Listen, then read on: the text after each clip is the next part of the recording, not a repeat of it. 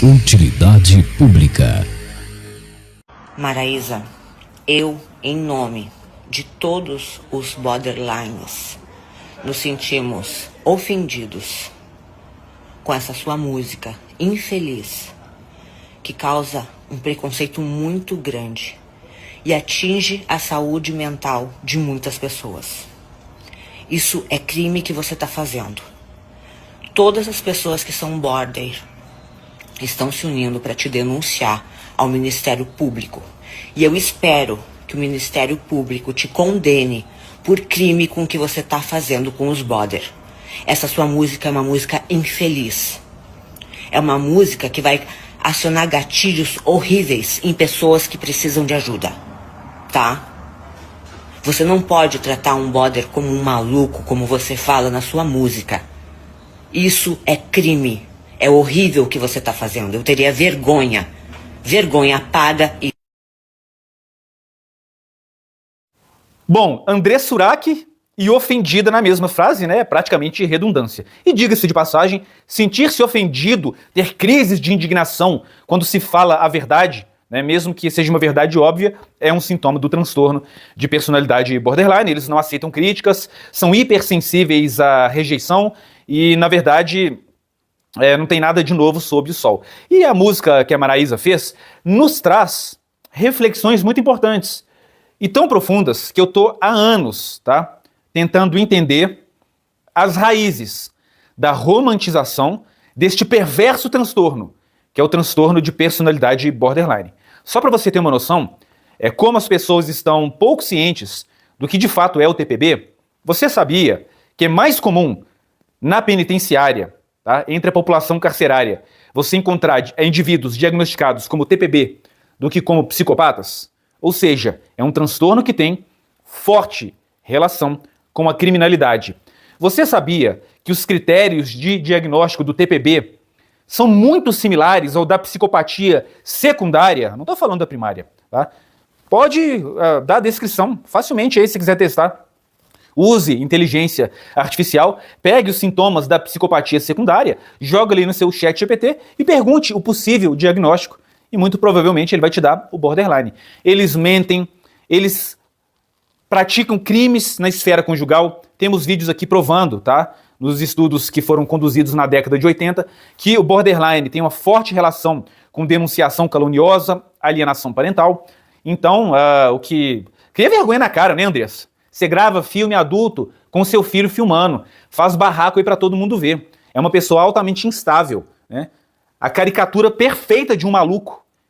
E as pessoas vêm meter essa, desculpa a expressão informal, você colocar o borderline como um maluco é um preconceito. Não, não é um preconceito. Todo mundo que já conviveu com borderline diagnosticado, nas relações íntimas, sabe que eles são previsivelmente imprevisíveis. E nas relações superficiais, embora tenham alto grau de extroversão, capacidade de criar harmonias instantâneas, são frequentemente vistos pelo grupo de amigos como doidinhos, né? Então isso não é estigma, é uma constatação psiquiátrica, nítida, que todo mundo sabe bem. Vamos tentar então, pessoal, investigar de onde que surgiu essa distorção, né? Eu tenho um livro aqui que chama Vampiros Emocionais. O próprio nome já é bem sugestivo. E ele aborda o narcisismo, a psicopatia, né, o transtorno de personalidade antissocial e o transtorno de personalidade histriônica, né, que tem muita similaridade com o TPB. Alguns até acreditam que o TPB é uma variação do histrionismo, alguns, né? Existem várias teses.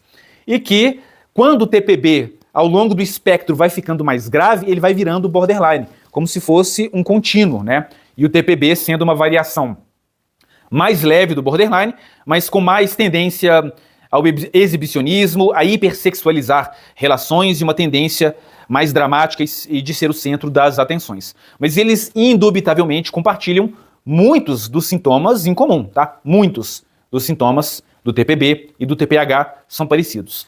Vamos lá, eu fiz algumas anotações aqui, né? Na verdade uma compilação dos estudos que eu já tenho feito há mais tempo, para a gente tentar entender de onde que vem essa mentirada que os psiquiatras, como a Ana Beatriz Barbosa, falam em podcasts, né? e que está em dissonância com o que ela escreve no livro. Leia o livro dela e depois compara com o que ela fala. Ela fala o que fala por causa de dinheiro, ela quer pacientes, ela não quer ter problema com o conselho de ética aí da medicina, e ela não quer, é claro, perder clientes, né? Afinal de contas, um dos diferenciais do border para os outros é que os sintomas podem ser ego-distônicos, e é um dos poucos pacientes aí que vão realmente procurar um psiquiatra, fazer tratamento, né, e admitir que ele tem um problema. E isso se conecta com essa romantização que tem ocorrido. Vamos lá, olha só. Primeiro tópico que eu coloquei aqui é a narrativa de vítima versus agressor. O TPB, o borderline, é frequentemente associado à história de trauma e abuso na infância, levando à percepção de que os indivíduos são vítimas das circunstâncias, né? Mas peraí, ele não pediu para passar por uma infância abusiva, mas o psicopata pediu? A gente sabe hoje que a psicopatia tem elementos genéticos. Ele pediu para nascer assim? E a gente sabe que essa predisponência genética pode ser intensificada de acordo com os traumas da infância, né? Indivíduos que têm o gene da psicopatia e passaram por infâncias abusivas têm uma tendência maior a se tornarem mais perigosos. Eu acho que a gente pode usar o seguinte exemplo. O border sofreu demais, ele foi vítima de pais alcoólatras, de mães narcisistas, de abusos diversos na infância, logo eles não devem ser responsabilizados pelos seus atos na fase adulta. O maníaco do parque também foi abusado na infância, também teve episódios de trauma na infância. Você quer levar o maníaco do parque para sua casa? Leva o coitadinho para sua casa, né? Canibal, violador de mulheres, também sofreu na infância. Vários criminosos, bárbaros, assassinos em série, psicopatas frios e cruéis tiveram infância abusiva. E ninguém usa esse argumento ridículo de que a infância deles foi sofrida para sair em defesa do predador. E a gente faz isso com borderline, né? Aí qual que é o outro argumento? Não, eles são vítimas da sua turbulência emocional, da sua crise de identidade, da sua impulsividade. O psicopata secundário também tem problemas de impulsividade, de ansiedade. E a gente não defende o psicopata por causa disso. E um outro ponto que deve ser frisado. É falso que eles praticam maldades apenas porque eles têm uma distorção perceptiva de mundo. É verdade que muitas das coisas que eles fazem têm muita relação com medo de abandono, com o fato de interpretarem as situações do cotidiano com malícia quando não existe malícia. Eles realmente têm essa distorção. Mas colocar todas as vilanias praticadas pelo border como sintoma do transtorno e que eles não têm controle sobre isso, é falso. É falso. Eles arquitetam vinganças de vários tipos. Ainda que na mente distorcida deles seja apenas justiça. Eles estão te punindo porque você os abandonou, porque você estabeleceu limites, porque você disse não para eles, porque você colocou as suas necessidades em paridade com as deles. Porque o borderline é assim, ele te taxa de egoísta, te chama de egoísta, ele projeta, fala que você não liga pra ninguém, mas na verdade o egoísmo que eles tanto falam é você entender que tanto você quanto o seu parceiro têm necessidades. Pro borderline é só a necessidade dele que deve ser levada em consideração, né? Eles são o epítome do egoísmo, da infantilidade, da insegurança, da baixa autoestima, tudo que ele projeta, tudo que ele tem nele, todo o lixo emocional que ele tem por dentro, ele despeja em você. Um outro fato que não é surpresa para ninguém é que devido à maior prevalência feminina e sensibilidade de gênero, embora hoje tenha se questionado o fato de realmente ser mais prevalente nas mulheres, né, a gente nota que tem sim uma característica, tem sim uma descrição do TPB muito ligado ao sexo feminino. E como a mulher tende a ser protegida, tende a ser vista como vítima, gera-se essa distorção. Não, o transtorno borderline é um transtorno feminino e as mulheres merecem mais compaixão. Então tem uma questão de gênero envolvida. E uma misandria na psiquiatria, tá? Hoje que está se reconhecendo que homens também podem ter TPB, só que ele se manifesta de maneira diferente, até por questões culturais, essa narrativa de que o borderline é um transtorno exclusivamente feminino tem caído por terra. Mas até pouco tempo atrás, O TPB não apenas era visto como tendo uma prevalência maior em mulheres, de 75%, mas a misandria da psiquiatria se manifesta de uma forma que eu vejo como aquela dinâmica, né? O homem é o eterno vilão, é cruel, é perigoso, e a mulher é sempre a vítima. E se ela faz maldade, é porque ela foi incitada, ela foi motivada pelo homem a praticar maldade. Né? A gente vê isso na esfera jurídica. Se a mulher é casada com um criminoso e ela faz maldades, muitos acreditam que ela foi induzida a cometer crimes pelo cabeça da relação, que é o homem. A maldade nunca pode vir dela mesma. E antigamente era comum que homens que preenchiam os critérios do DSM para borderline fossem percebidos como psicopatas. Você percebe que existe uma distorção de gênero e uma misandria não no manual. O problema não está ali no manual, no DSM 4, 5, mas como ele é interpretado pelo terapeuta, pelo psiquiatra, que é um ser humano, né, claro, e que está envolvido e sendo influenciado por uma sociedade que baseia a sua percepção em narrativas de gênero. Você quer ver um outro exemplo de misandria, muito bem descrito, do Personality Disorders in Modern Life? Esse é o suprassumo da psiquiatria, tá? Temos vários na nossa livraria digital, te convido a fazer parte para expandir os seus horizontes. Esse livro mostra uma outra faceta da misandria que ocorre no mundo da psiquiatria, né? Da psicologia é pior, mas a psiquiatria também está contaminada. Se uma mulher vai para um consultório para passar por uma avaliação e ela preenche os critérios para o transtorno de personalidade antissocial, há uma tendência em diagnosticá-la como histriônica. Isso tem implicações muito claras. O histriônico é o dramático, é aquele que quer atenção, é aquele que é muito carente, ao passo que o antissocial é o perverso, é o manipulador, é aquele que tira vantagem das outras pessoas em situação de fraqueza, ele é agressivo. Então olha só como que existe uma tendência de sempre colocar a mulher dentro de um quadro clínico, de diagnóstico, que ameniza as suas atitudes. Ao passo que, para o homem, as mesmas atitudes jogam-no no espectro, né, do cluster B, que cria vilanização. É narcisista, é psicopata. Tem uma questão de gênero que deve ser abordada nesse meio. Tá? Um outro fator, amigos, muito relevante, tá, é a romantização midiática. A Ana Beatriz Barbosa é a cabeça, tá, da serpente no Brasil, que romantiza o TPB. E também artística.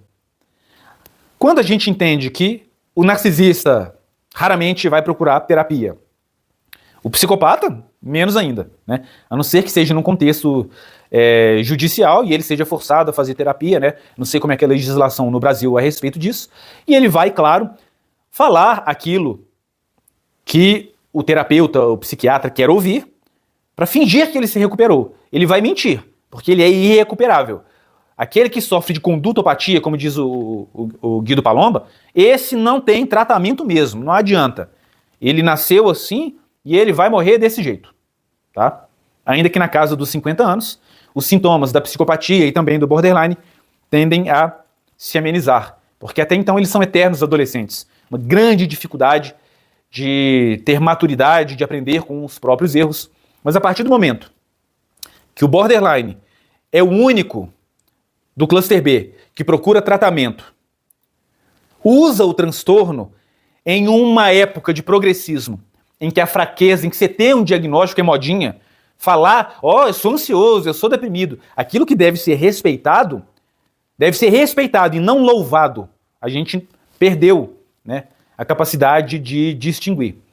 O indivíduo que diz que tem ansiedade, depressão, ou seja lá o que for, ele merece respeito e não ser louvado por uma cultura progressista, né, onde a fraqueza vira virtude. Junta tudo isso que foi falado aqui, aí o borderline vai para a rede social, para o YouTube, né, já tem o dom da fala, são muito criativos, falam bem, são extrovertidos, cativantes, viram influenciadores e começam, né, a romantizar o transtorno. Porque tudo que o border fala é sempre da ótica dele. Você vai perguntar para um borderline, na mente dele ele nunca fez mal para ninguém. Agora vai perguntar para os ex-maridos, para as ex-mulheres dos homens com TPB, o rastro de destruição que foi deixado na vida desses indivíduos. Quem duvida? Temos dezenas de relatos de homens, de mulheres, de casais homoafetivos, tanto homossexuais quanto lésbicas, e o destino é sempre o mesmo. O borderline vive num buraco escuro que ele chama de mundo, e se você estender a mão para tirá-lo do fundo do poço, ele vai te puxar lá para dentro, tá? Ele vai te puxar lá para dentro. Um outro motivo é que existe uma abordagem clínica mais compassiva, pelo menos na teoria, por profissionais da área de saúde, porque o borderline realmente ele tem uma tendência muito elevada a, ceifar a própria vida. E isso gera compaixão, especialmente para aqueles que realmente não estão familiarizados com borderline na prática, dentro do campo médico, tá? Por que eu tô falando isso? Poxa, Viking, você tá jogando um estigma absurdo em cima desses pacientes. Não. Eu te convido a ver um vídeo que eu tenho aqui no canal, totalmente científico e imparcial, tá? Que foi feito por enfermeiras, na entrevista com enfermeiras e médicos, e os próprios profissionais de saúde não gostam de tratar esses pacientes. E nesse estudo mostra que eles preferem tratar esquizofrênicos, que alguns são até agressivos, né? Esses sim, não têm noção do que fazem, estão descolados da realidade, não tem malevolência, malícia, maquiavelismo. O borderline, ele tá bem ciente das coisas que eles fazem contra os outros, tá? E te convido a ver esse vídeo, que você vai ver que os próprios profissionais de saúde, psiquiatras e enfermeiros, consideram borderlines perigosos, difíceis, manipuladores, tá? Então não é a Maraísa que estigmatizou. Pelo contrário, ela tentou mostrar só a pontinha do iceberg e vem todo esse movimento ridículo, né? Eu não tenho medo de ser cancelado. Quando é sobre borderline, eu falo as coisas do jeito que são. E se quiser me processar, André Surak e companhia, né? Vai lá, grava filme adulto com seu filho, né? Espalha a decadência no Brasil e depois você usa o dinheiro para me processar. O dinheiro sujo que você ganha aí, né? Colocando seu filho. Que isso é também. Se ela não fosse borderline, meus amigos, ela jamais faria uma coisa dessas. Todos os comportamentos da Andressa, briguenta, escandalosa, colocando filho, né? Contaminando a cabeça do menino, que já é fruto de uma relação com uma mãe disfuncional, tudo isso tem a ver com o TPB. Só que o fato deles terem tendência a tirar a própria vida não lhes dá direito de acabar com a vida dos outros, causar rastro de destruição, pula de relacionamento em relacionamento, fazendo filas de vítimas, até mesmo em círculo de amigos. Você ser um sofredor não te dá direito de fazer o outro sofrer.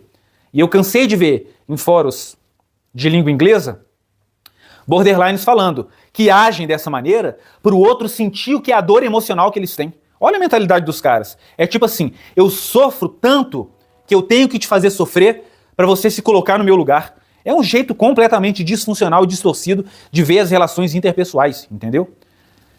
Agora, se você não quer ouvir o que eu tô falando, porque eu não sou psiquiatra, as coisas que eu falo aqui são muito similares ao que diz o doutor Felipe Figueiredo, escritor do livro Borderline e Mau Caráter, tá? E ele mesmo está combatendo esse movimento de romantização que surgiu dentro da psiquiatria e da psicologia, que tentam colocar predadores emocionais implacáveis como gente que merece toda a empatia do mundo. Agora, se você vai aí me chamar de psicofóbico nos comentários, leva André Surak para sua casa ou um outro borderline, como já fizeram, tá? E daqui a um ano, quando a sua autoestima estiver em frangalhos, porque borderlines não amam, eles fazem reféns. Você volta aqui que eu vou te receber de braços abertos no meu canal, a minha comunidade também, de vítimas de borderlines. Vou pegar o seu relato e vou te dar o apoio que você precisa. Agora, quer colocar a mão no fogo? Fica a seu critério. Abraço e até a próxima.